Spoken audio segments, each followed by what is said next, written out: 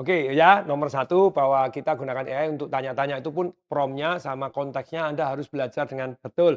Prompt-nya salah, jawabannya salah. Masih ingat? Apakah yang saya jual ini terlalu murah? Jawabannya membuktikan bahwa itu terlalu murah. Apakah ini terlalu mahal? Terlalu mahal. Loh, dua berlawanan padahal tanyanya sama AI yang sama. Caranya download ya download aja langsung ke Play Store, kemana itu kemudian download misalnya Gemini, ChatGPT, download gratis. Pakai juga gratis, tapi tokennya cepat habis. Nah, tapi balik ya. Kemudian yang kedua, kita buat mereka bertanya kepada kita untuk menguji kita, untuk membuat kita jadi dark spot kita atau blind side kita bisa ketahuan, bisa diperbaiki. Yang ketiga, kita gunakan untuk belajar. Belajar apapun. Anda mau belajar tentang istilahnya desain, Anda mau belajar tentang membuat video, Anda belajar kayak saya, mau belajar menggunakan AI-nya itu sendiri. Keren. Jadi bagaimana saya bisa menguasai ChatGPT, buatkan materi yang menarik, membuat saya tidak berhenti, tidak mau berhenti untuk belajar. Prompt-nya kan jelas loh. Saya hanya punya waktu 10 menit setiap hari, dalam waktu 15 hari sudah saya termasuk ya 95% lah orang yang ahli, lebih ahli daripada orang yang lain. Oh, very good. Nah, contohnya yang ketiga ini ya, ketika saya gunakan kepada cloud, suruh ngajarin saya. Kata-kata pertama begini, kelemahannya orang belajar AI itu hanya belajar menggunakan prompt. Bahkan hari ini banyak yang dijual di keranjang kuning Anda di mana buku tentang prompt. Padahal itu Anda itu yang buat AI, yang jualan AI. Anda bisa nanya sendiri di AI. Kira-kira prompt seperti apa, kan gitu ya. Nah, tapi kelemahannya orang hanya prompt. Anda tidak menyebutkan konteks. Contoh, saya tanya, ini situasinya seperti begini ya, prompt saya. Soalnya seperti gini, saya masukin bahwa saya hari ini, kan langsung dia tanya. Oke, langsung kita praktek ya. Mau belajar tentang menggunakan cloud tadi. Anda mau mengambil keputusan apa, prompt Anda apa, nanti saya bimbing konteksnya seperti apa supaya kita bisa menjawab Anda dengan lebih tepat daripada orang yang ahli prompt tapi tidak ahli memberikan konteks. Oke, I learn something. Terus kemudian keputusan apa yang dalam 1 minggu ini akan Anda ambil? Keren nggak? Coba Anda mau ambil apa? Menikah? Ya sebentar menikah. Nanti ditanya jadi bisa cancel menikahnya. Bahaya amat. Ya. Itu bahaya gitu loh ya makanya. Kayak saya beli rumah. Tapi saya waktu itu bukan beli rumah. Saya mau beli atau mau jual saham saya ini. Mau beli atau jual perak saya. Kemudian dia langsung tanya, gini, kamu tanya itu kan kita nggak ngerti konteksnya, kamu siapa, punya duit berapa, terus kemudian pemikiranmu apa, usianya. Nah, saya terus, oke, usia saya hampir 60 sekian, saya 59. Terus kemudian saya punya kekayaan tidak saya sebutkan angka total detailnya, tapi saya punya pembagian seperti segini nih. Terus kemudian, oke, dalam konteks ini kamu sekarang mengambil keputusannya itu dasarnya apa? Biasanya kalau jual beli, saya dasarnya ini. Sudah konteksnya sudah saya tulis, langsung jawabannya sungguh mengagetkan saya. Gini ya, setengah jilat pantat dia. Kamu di dalam aset alokasi itu kalau jawabannya dia rodok jilat pantat. Sudah setengah dewa, kurang ajar aja. Itu biasa, itu prompt-nya itu wis memuji-muji melulu itu. Prompt ChatGPT apalagi, wah wis itu hobinya jilat pantat. Sudah setengah dewa. Kelihatannya kamu ambil keputusan sesuai dengan prinsip-prinsipmu sudah tidak penting. Jadi mau saham, mau salah, mau perak, mau salah itu tidak begitu penting karena kamu sudah manage risiko dengan sangat baik. Ada yang lebih penting yang mungkin perlu kamu ambil keputusan minggu ini bahkan hari ini gitu ya. Walaupun di dalam proses Anda boleh belajar tidak harus hari ini. 3, 1, kamu sudah punya passive income belum? Oh ya, saya belum jelaskan gitu ya. Kemudian yang kedua, di dalam sekian banyak perusahaanmu tadi, kamu sudah mendelegasikan dengan baik atau Anda punya succession plan belum? Kemudian yang ketiga, kamu sudah umur hampir 60. Sudah belum kamu buat struktur waris? Saya jawab, oke. Jadi yang pertama itu tentang passive income, saya sudah punya passive income yang bisa saya gunakan untuk gini. Saya tidak jelaskan berapa kan gitu ya.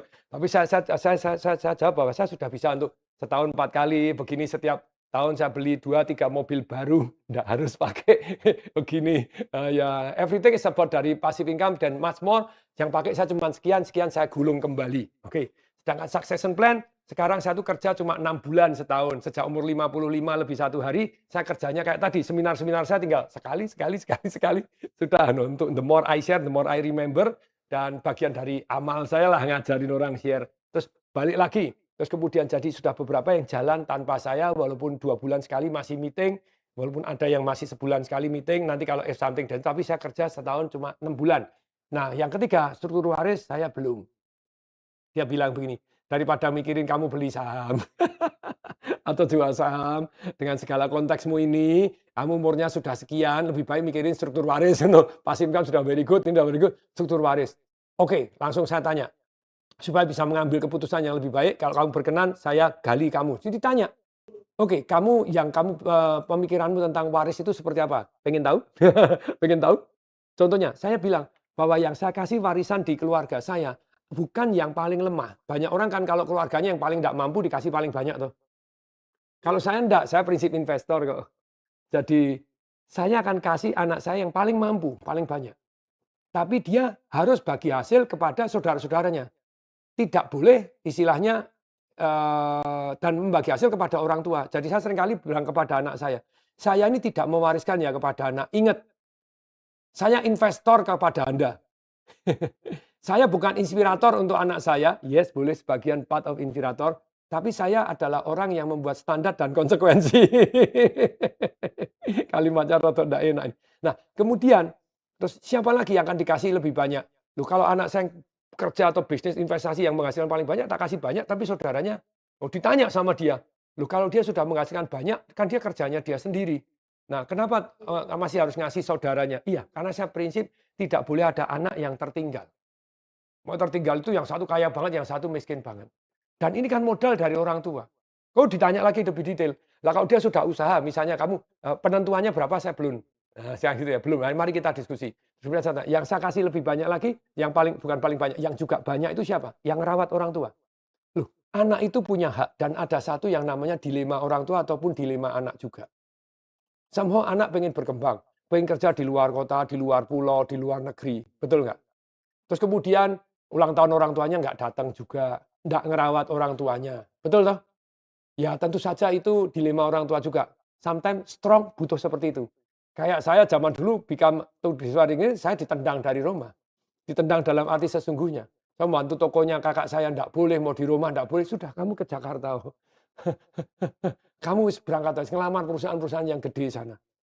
Jadi betul-betul ditendang. Ya saya keluar dari rumah gitu ya. Memang akibatnya ya sekarang sih tetap dekat. 1 bulan, 5 hari, 7 hari pulang ke rumah untuk mama saya. Karena saya setengah pensiun kan gitu ya. Tapi balik ke satu yang namanya zaman dulu. Ya sudah, mau pulang duitnya terbatas ya nggak boleh-boleh loh. Oh, saya ngirimin duit sama orang tua sejak gajian pertama ngirimin duit terus. Gaji 700, gaji 750.000 bersih 680 atau berapa waktu itu 300.000 kirimkan orang tua.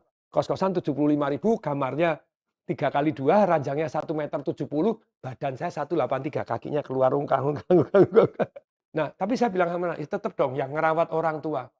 Terus kemudian tentu saja jadi istilahnya jadi mohon maaf gitu ya, saya tahu tidak enak juga, tapi ya saya harus terbuka. Karena di dunia ini, yang di dunia di tempat lingkungan saya itu, anak laki biasanya mendapatkan lebih dari anak perempuan. Tapi bukan berarti anak perempuan paling kurang. Enggak, kalau kamu yang kerja paling bagus, kamu dapat lebih. Kamu paling dekat kerawat orang tua, kamu dapat lebih. Aman aja. Tapi kalau kamu keluar, kan dapat suami, yang suami juga mendapatkan satu struktur yang seperti ini, waris yang dari marga kan gitu ya. Bahkan ada yang anak perempuan tidak dikasih sama sekali. Oh saya enggak, anak perempuan saya juga mapan. Anak saya perempuan dah propertinya banyak. Nah, terus kemudian kita diskusi seperti ini, mendadak bisa ketemu tadi yang namanya blind spot kita. Jadi kita mau belajar aja, dia bertanya-tanya, mendadak jadi lebih dalam kehidupan. Terus diskusi sama anak. Kemarin anak saya diskusi, Papa kalau misalnya semua anak ngerawat orang tua, terus bagaimana? Ya kita bagi adil. Maksudnya bagaimana gantian? Yang tinggal sama orang tua gantian. Berikut. Terus kemudian, ditanya lagi sama si Cloud. Hati-hati loh, maksudnya gini, baik sekarang, dekat sekarang, belum tentu dekat besok. Betul kan? Jago investasi sekarang, jago bisnis sekarang, belum tentu besok. Benar kan? Pasangannya akan sangat berpengaruh. Betul kan? Betul. Oke, saya terbuka, yuk mari diskusi. Gitu, diskusi. Nah, misalnya, anak mau pisah harta atau tidak pisah harta, ini terkait dengan warisan Anda loh. Oh, kita diskusi panjang lebar, ketemu akhirnya. Oh, mau pisah harta, tidak pisah harta, ada masalahnya masing-masing. Yang paling penting kalau pisah harta tetap diperjanjikan, karena banyak orang kalau pisah harta itu tidak menghargai yang perempuan. Lu perempuan itu harusnya kerja, sekarang punya anak, harusnya keluar, terus kemudian begini. Nah, tapi bisa nggak pisah harta, tapi diperjanjikan. Kalau beli properti tetap dibagikan untuk mengamankan tuh. Untuk mengamankan harta, if something happen, ya kalau separuh kasih sana, menikah, setiap kerja, terbukti dengan baik, separuh kasihkan sana. Bukan untuk menyiksa yang perempuan, misalnya begitu. Karena yang perempuan kan mengembangkan anak Anda, dia sudah meluangkan waktu untuk tidak bekerja, untuk berkorban, misalnya yang perempuan tidak bekerja. Nah kalau sekarang yang perempuan yang bekerja, yang laki tidak bekerja malah. Nah, kalau tidak bisa harta pun harus diperjanjikan. Kayak saya bilang, boleh anak-anak ambil keputusan bisa harta, tidak bisa harta, tapi perjanjian yang seperti ini, yuk kita diskusi. Nah, saya diskusi sama AI juga. Keren nggak untuk kehidupan? Jadi contohnya, harta yang dikasih oleh orang tua, itu adalah hak orang tua sampai orang tua mati. Properti tidak boleh dijual, ini tidak boleh dijual, semua itu hak orang tua, tanda tangan. Pasangannya juga tanda tangan. Jadi karena waktu itu tahu, jangan merasa ini haknya. Dan kalau dijual, orang tuanya sudah tidak ada. Anak saya kan sudah ada yang propertinya 7 anak saya gitu loh ya. Nah, bapaknya piro jangan tanya gitu. Nah itu kan, nah tapi balik, dia kan dapat sewa, dapat apa? Sewa harus bagi hasil. Karena saya bilang kepada anak, pada waktu proses deakumulasi ini sangat mengurangi pasif income-nya orang tua loh. Tadinya Roma pasif income untuk saya, sekarang saya beli, pakai modal saya untuk pasif income Anda. Ya bagi hasil sama orang tua, bagi hasil sama kakak, adiknya, sama saudaranya. Dan nanti kalau saya sudah meninggal, kamu jual, saudara masih punya hak. Dan itu pasangan tanda tangan. Jadi pasangan tidak bisa protes. Tahu? Seru nggak ini? Nah ini loh, proses menggunakan AI ini membuat tercerahkan yang luar biasa seperti ini gitu loh ya.